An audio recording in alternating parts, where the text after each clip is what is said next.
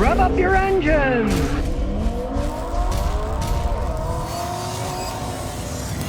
Well, here it comes again. The rotary engine is attempting a comeback. The new one is 10 times smaller than a diesel piston engine, but more efficient. It's a company called Liquid Piston, and it's a Liquid Piston X engine. Kind of funny that the company's called Liquid Piston, yet they're making rotary engines that don't have pistons in them at all, but be that as it may. This new one has one of these optimized thermodynamic setups so that they are very efficient and they don't have as much waste heat. This is called high efficiency hybrid. They're not planning on making a rotary engine that drives a transmission that makes the car go. This is a different philosophy. They want to make one that generates electricity, and you'll have an electric car. I believe somebody's already got this in a prototype in a regular car. I think it was Mazda that they said, well, it'll be a battery car, and then the Wankel rotary engine will run a generator when it gets to be low. Their theory is, hey, there's gas stations all over the place, the infrastructure's there. Why not make an electric car that has a battery and a rotary engine? But still, rotary engines have been massive failures because of the pollution they put out. They're not fuel efficient. They may be energy efficient. They can make it thermodynamically energy efficient, but they're still inefficient motors, and they get horrendous gas mileage. This all comes down because gasoline has 40 times more energy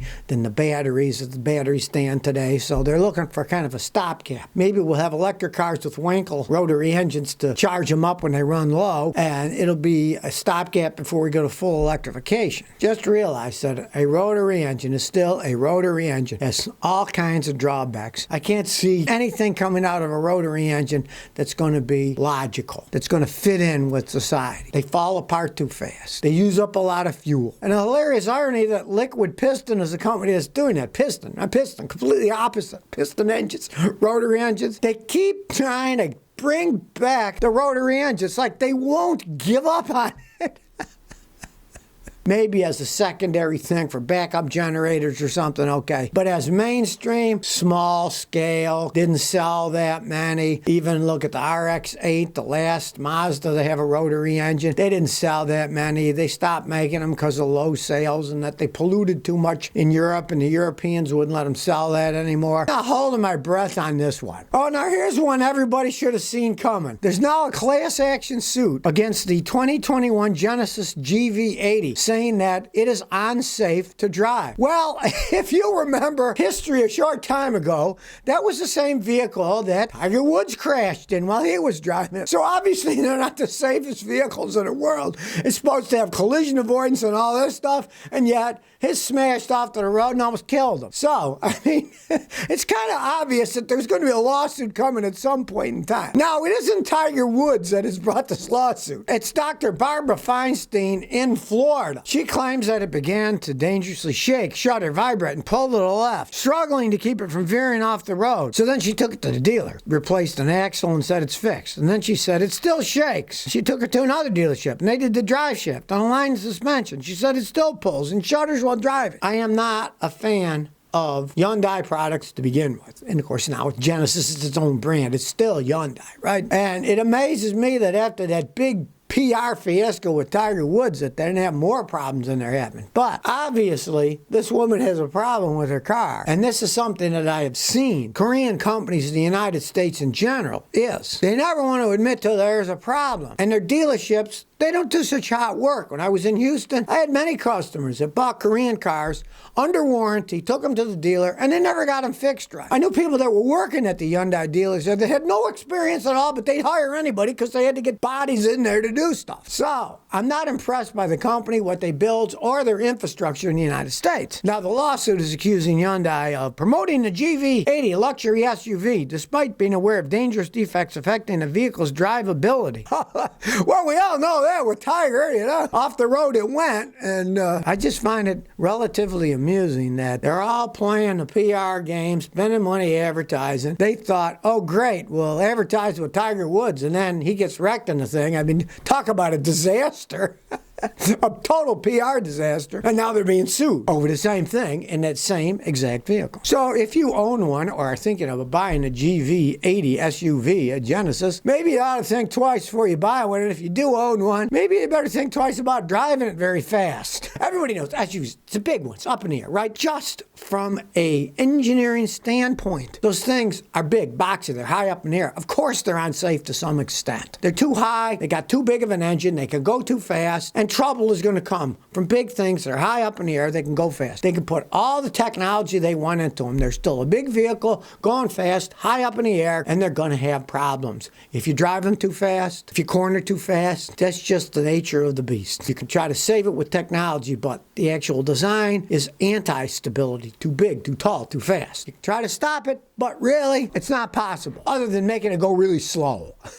And people want fast ones. So if you want to go fast, you really want a lower vehicle. It only makes sense. If you ever wondered what happens if you spin a tire faster than the speed of sound, there were some Russian guys decided to test it out. Now, you might not think it, but your tire's only a certain size, and the faster you go, the tire is really spinning itself a lot faster than the speedometer. The speedometer may be showing the car's going 300 miles an hour, but the tires themselves are spinning at such a rapid rate to make the big car go that they can actually exceed the speed of sound. These guys hooked up a machine they made, and all they had was a 2.5-liter Toyota V6 that had 200 horsepower. But they hooked it up to a special transmission and made a little rig so they could spin the tires really fast. Now, they used a speed-rated wide tire, and that's supposed to be going to 186 miles an hour. They ran it and got to be 1.3 times the speed of sound. You might want to check it out on Garage 54 on their video of it. It's kind of interesting. You can see how they deform as they go faster. But, I mean,